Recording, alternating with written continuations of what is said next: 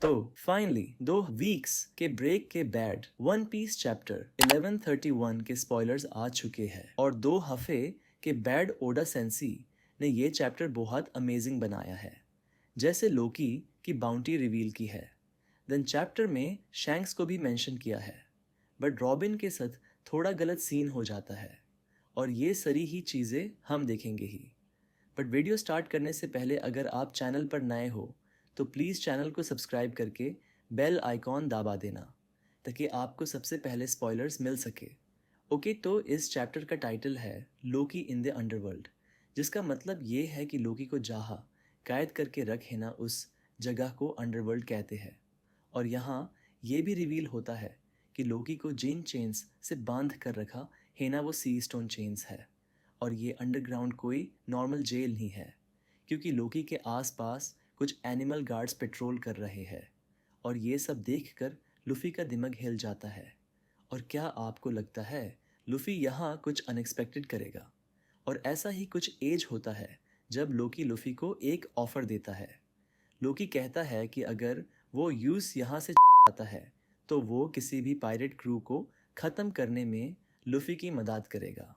अब सोचिए, लूफी के सामने एक टेम्पटिंग ऑफ़र है, लेकिन हम सब जानते हैं कि लूफी को इस ऑफ़र में कोई इंटरेस्ट नहीं होगा, क्योंकि लूफी कुछ भी अपने दुम पे ही करता है। हाँ, अगर वो मीट ऑफ़र करता तो अलग बात थी।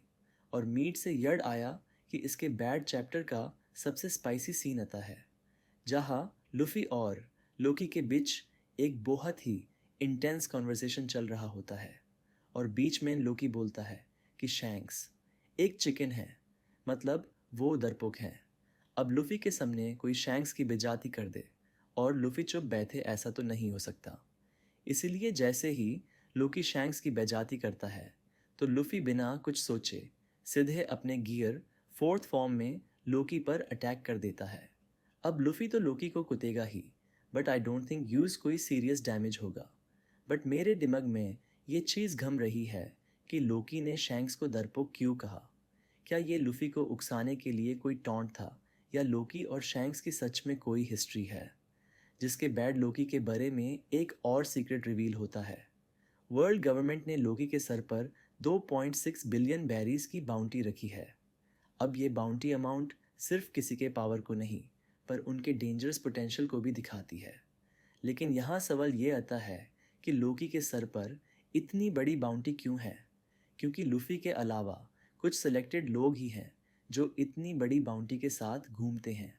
और मैं नहीं सोचता कि लोकी कभी एल्बफ से बाहर गया होगा, जिसके बर्ड भी उसके सर पर इतनी बड़ी बाउंटी है।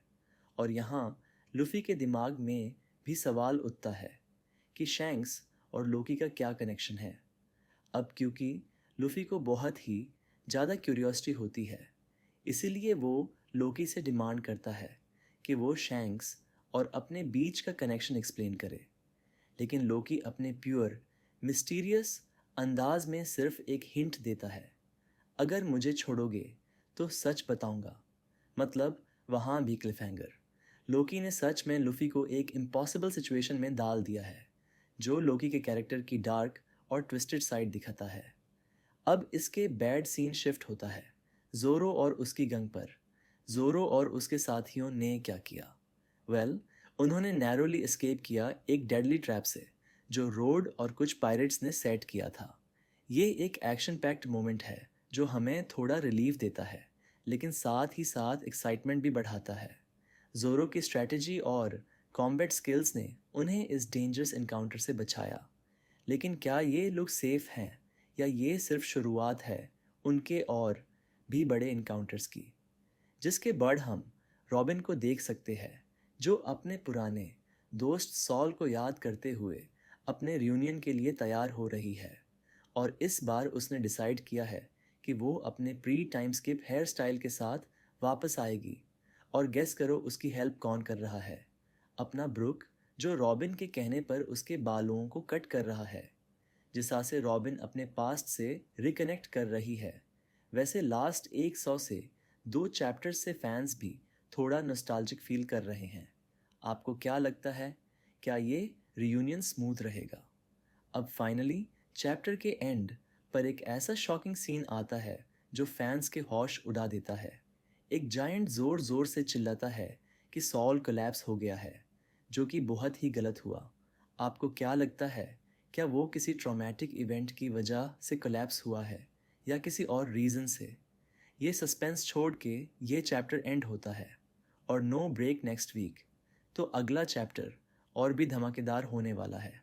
तो गाय, अगर आपको ये वीडियो अच्छा लगा हो तो प्लीज़ वीडियो को लाइक कर देना, और अगर चैनल पर नए हो तो प्लीज़ चैनल को सब्सक्राइब करके बेल आइकॉन भी दबा देना, ताकि आपको सबसे पहले स्पॉयलर्स मिल सके।